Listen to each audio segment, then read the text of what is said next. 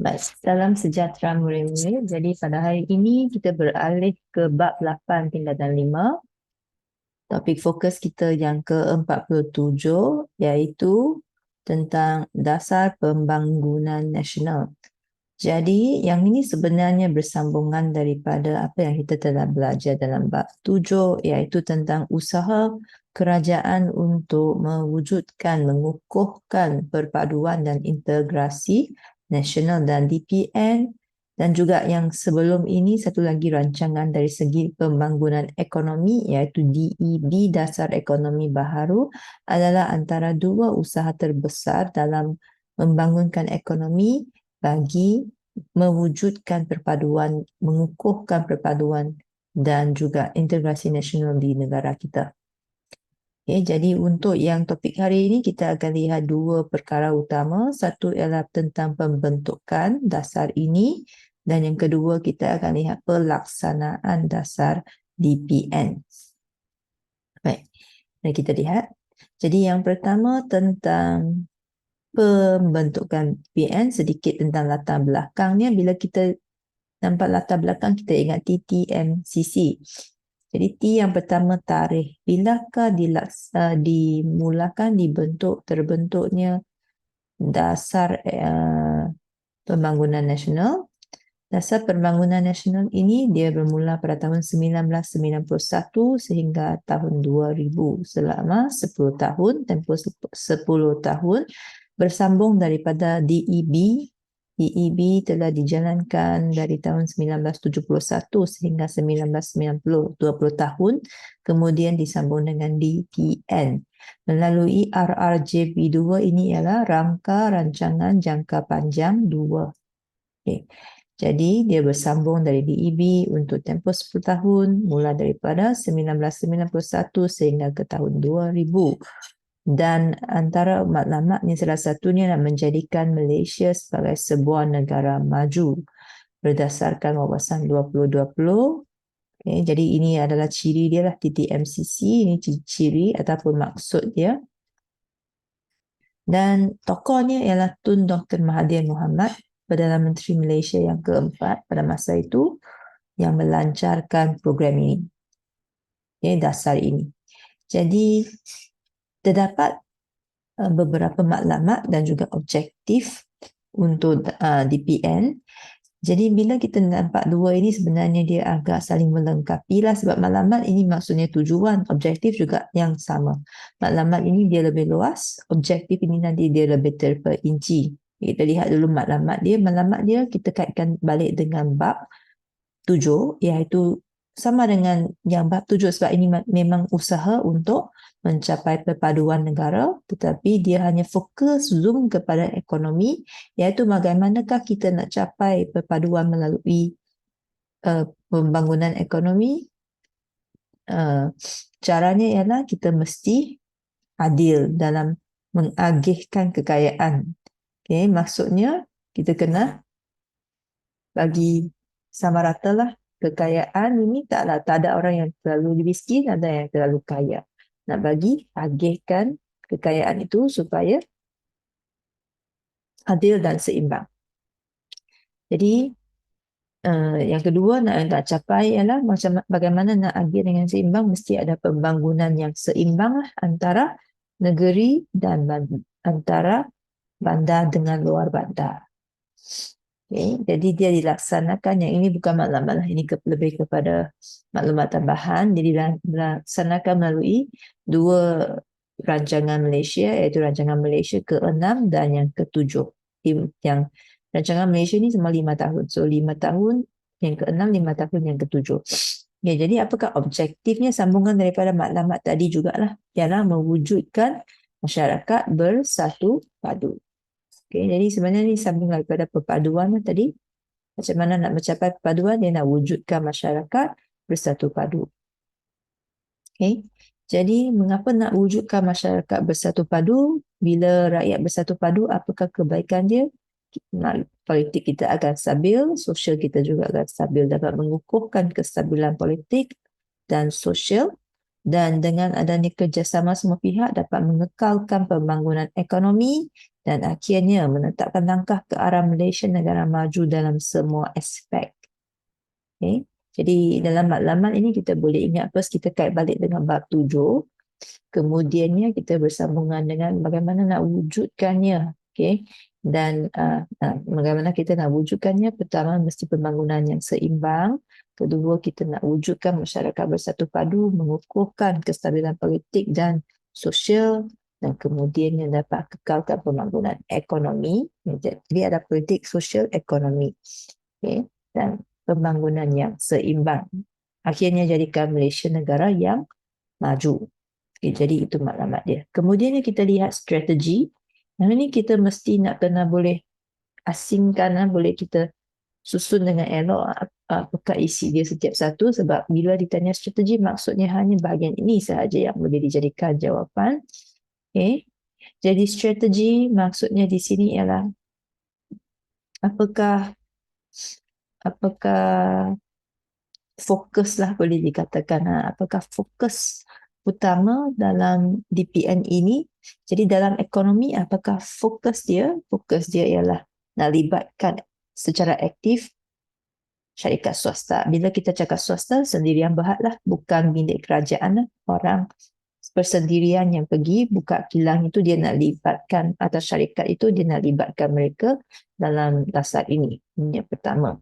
Yang kedua ialah untuk kita nak ekonomi kita nak mapan, maksudnya boleh kekal lestari untuk masa yang lama, dan kita mesti buat program penanaman semula.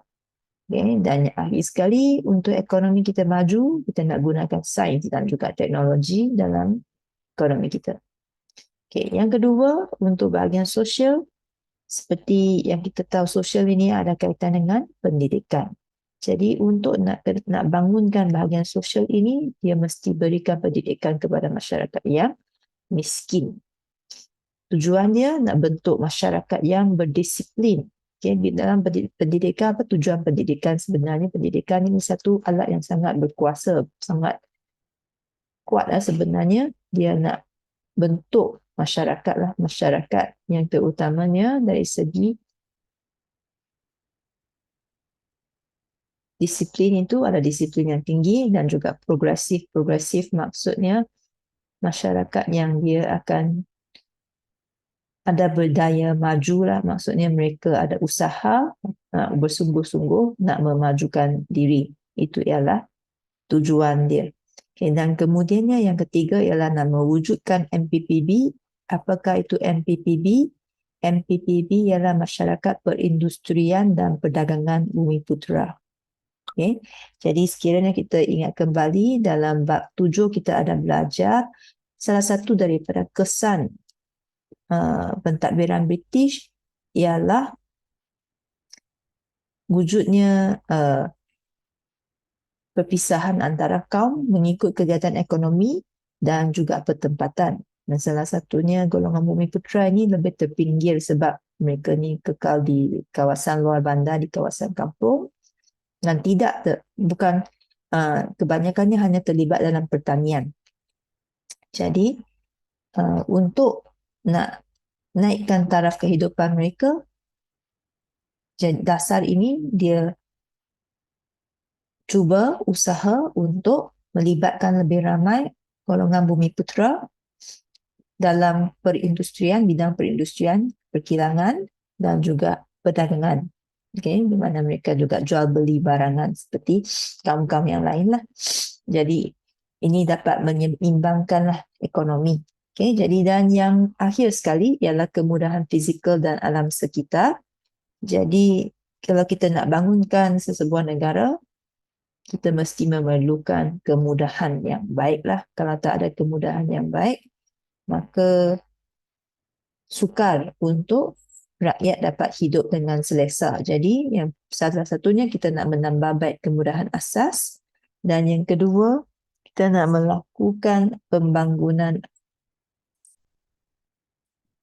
mapan tanpa mengabaikan alam sekitar. Ini bermaksudnya kita nak bangunkan ekonomi pada masa yang sama kita tidak mengabaikan, tidak merosakkan alam sekitar lah.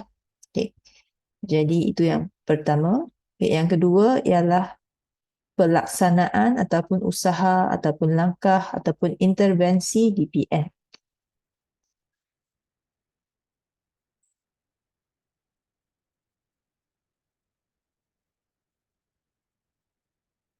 Yang ini terdapat 4 aspek yang kita nak ingat. Yang pertama dan yang kedua ini adalah bersambungan daripada dasar ekonomi baharu iaitu DEB, dan yang ketiga yang keempat ialah tambahan ke atasnya.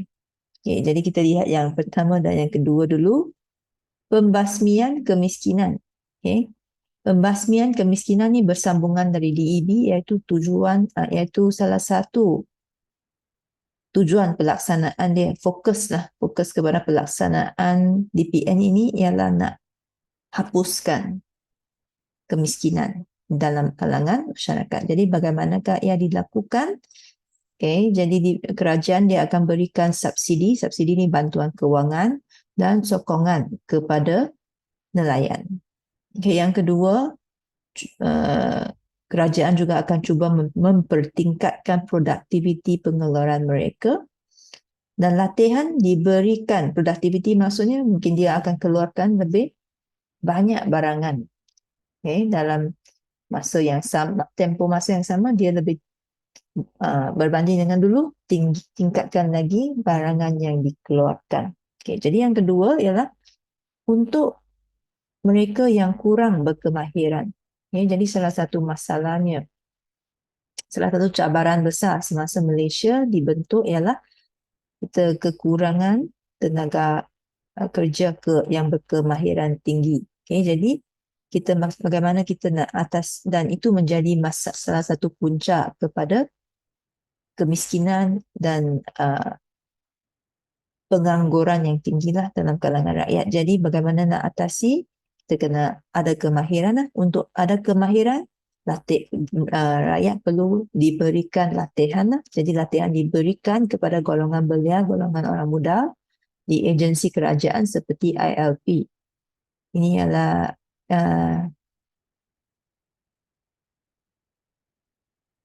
Institut Latihan dan Perindustrian. Okay.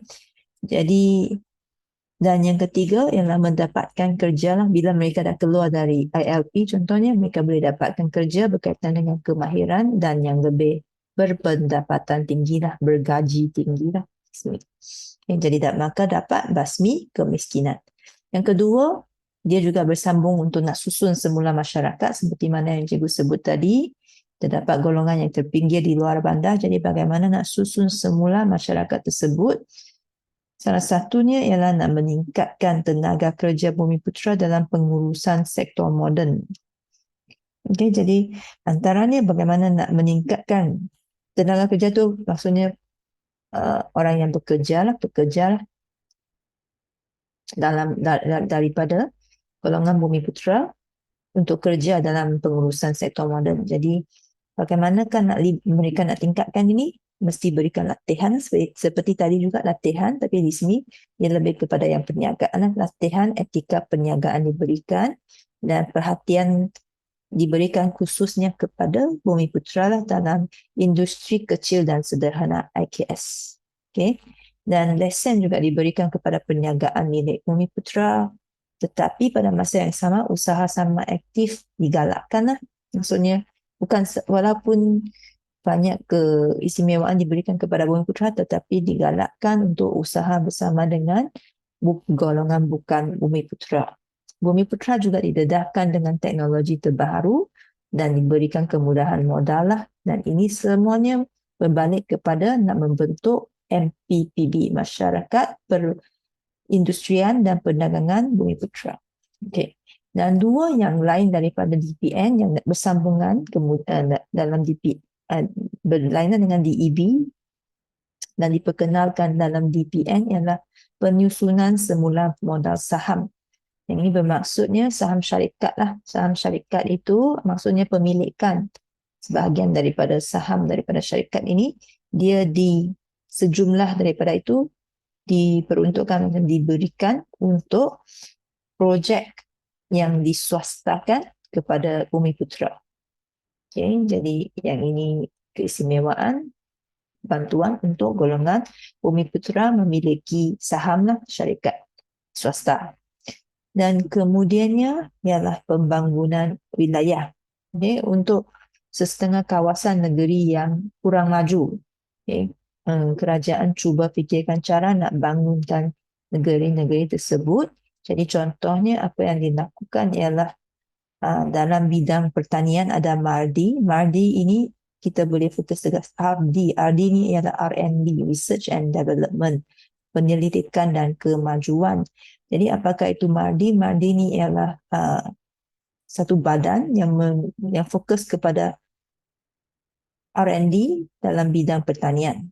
Okay, bidang apa tadi? Penyelidikan dan kemajuan dalam bidang pertanian. Okay, jadi ini perlu ditingkatkanlah supaya pertanian dapat dipertingkatkan di kawasan yang tertentu.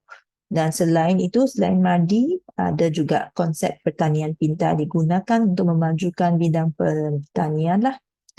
Selain itu, untuk kawasan tertentu ada penyebaran industri terpilih. Contohnya mungkin industri otomotif, pengeluaran motosikal, kereta. Jadi industri ini kalau dia dipilih, dia disebarkan ke kawasan-kawasan yang negeri yang kurang maju, dan di sana akan ada dibina kilang tambahan oleh syarikat swasta. Jadi mungkin syarikat sendirian berhad, tapi dia buka kilang, dia dipilih oleh kerajaan untuk buka kilang di satu negeri yang kurang maju, dan bila dia buka kilang, pada masa yang sama akan dibangunkan kemudahan-kemudahan asas yang diperlukan seperti pendidikan, sekolah atau kesihatan, hospital, dan lain-lain kemudahan yang diperlukan. Dengan itu lama-kelamaan kawasan itu pun dibangunkanlah ekonomi di tempat itu. Jadi maju. Jadi ini diteruskan untuk meningkatkan integrasi ekonomi antara negeri lah. Jadi antara negeri itu dengan melalui cara ini diharapkan ekonomi antara negeri ini dia lebih seimbang. Okay. Jadi itu adalah pelaksanaan DPN. Jadi dengan itu kita dah siap perbincangan untuk topik ini. Kita akan pergi kepada latihan. Okay. Soalan yang pertama, nyatakan matlamat DPN. Kita cuba ingat kembali. Adalah untuk mengukuhkan perpaduan dan memang dia tak lari daripada bab 7, iaitu nak mengukuhkan perpaduan. Okay. Dan salah satu caranya ialah dia nak mencapai keseimbangan dalam segi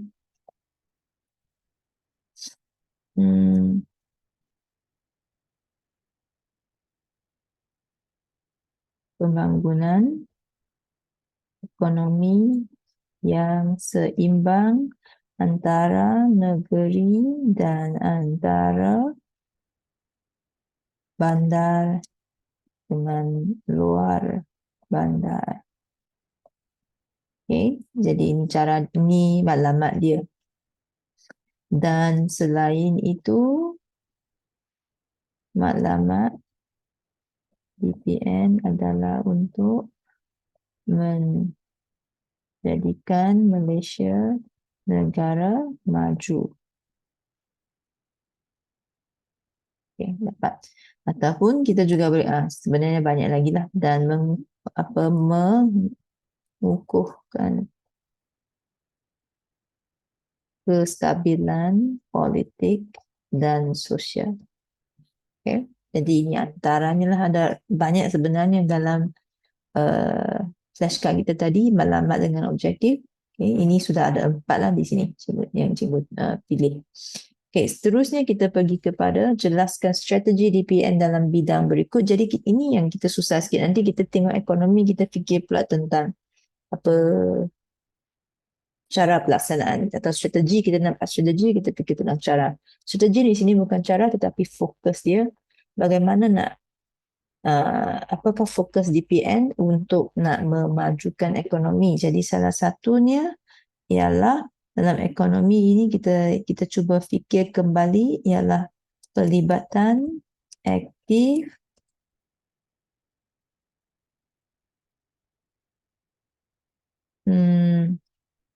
sektor swasta lah.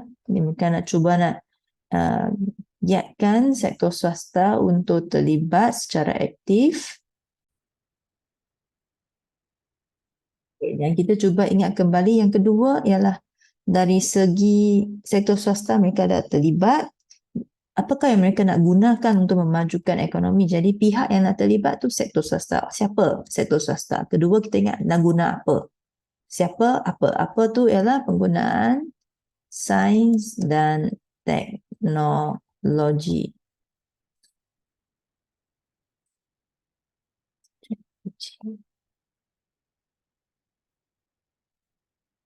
Walaupun soalan ini dia letak Roman, kita sebenarnya boleh type tulis secara point form lah, tetapi cikgu galakkan tulis dalam ayat juga sebab takut murid keliru nanti semua soalan lain-lain pun dia tulis point form, so rugilah banyak markah sebab setiap jawapan yang point form itu akan potong setengah markah kalau dalam soalan yang tak ada Roman ini.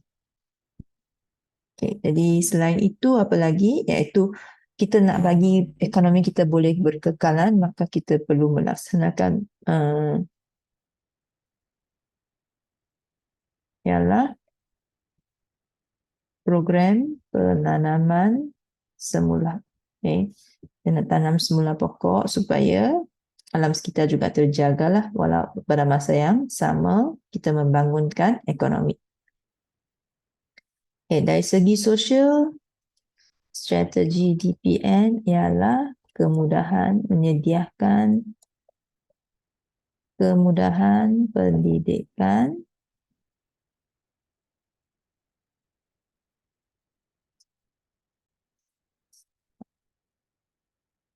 kepada masyarakat miskin dan untuk membentuk masyarakat berdisiplin dan progresif. Selain itu,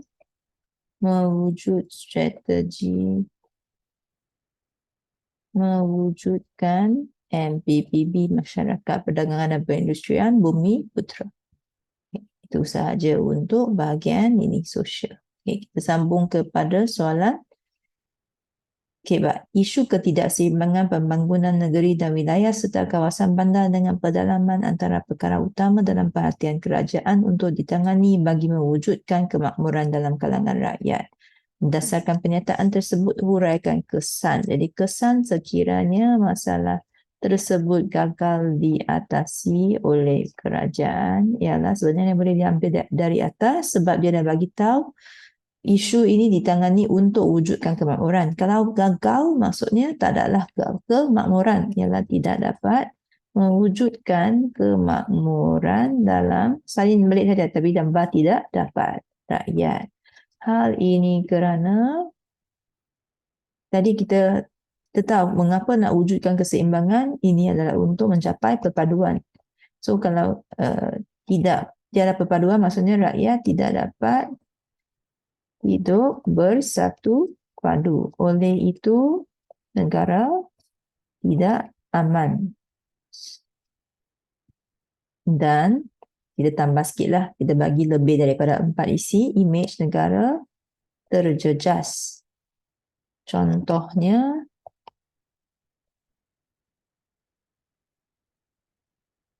tidak dapat kurang kedatangan pelabur asing akan berkurang. Kesimpulannya, tidak dapat mewujudkan kemakmuran, ini maksudnya ekonomi negara kita akan merosotlah. Okay. Kesimpulannya ekonomi kita boleh tulis dalam perkataan yang lain supaya mungkin kalau kita lihat di sini tidak mewujudkan kemakmuran, dia akan satu markah. Ekonomi negara merosot pula lain. Dia lain walaupun dia dalam aspek yang berkaitan, tetapi dia lain, so ini akan ada markah yang berlainan lah. ekonomi negara merosot adalah kesan sekiranya masalah tersebut gagal diatasi. Jadi kita guna saja isi daripada akibat kesan, tetapi kita tambah baiklah untuk soalan ini dan kita kena tulis dalam akibat negatif kerana masalah tu gagal diatasi. Okay. Jadi itu adalah jawapan untuk akibat soalan akibat kita pada hari ini. Jadi sampai sini sahaja perkongsian kita pada hari ini. Kita berjumpa lagi dalam sesi akan datang. Sekian, terima kasih.